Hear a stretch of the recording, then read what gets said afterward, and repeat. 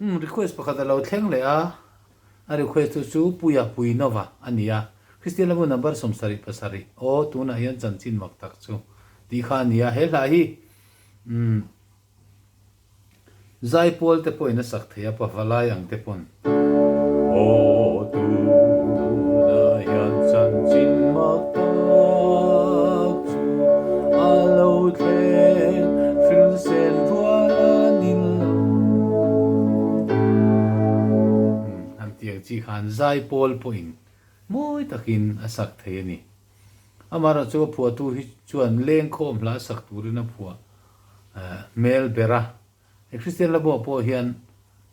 a air chau a soprano chau hi pa thi si ania po tu hi pusiu lian ami tel kan ti khani la thata taka phua kan nga reng che kan lalber khovel riam thim noya ti te bo kha phua nia hei po hi rang vet votin hi puila de na sana sa rang de hle ka sakhian a moi ni chu vain rang de takin kan sa don ni o tu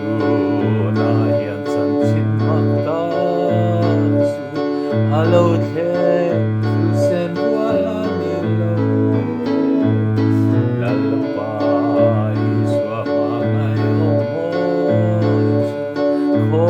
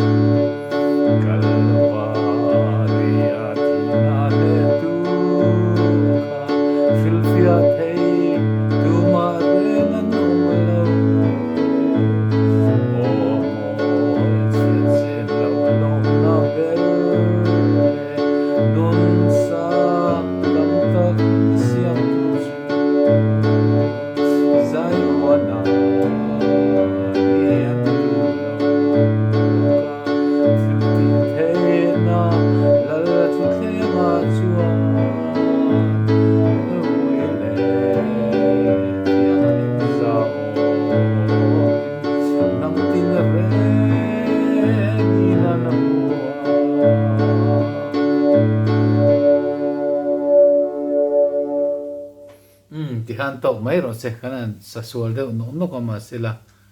a thuk chu hriat thei ho me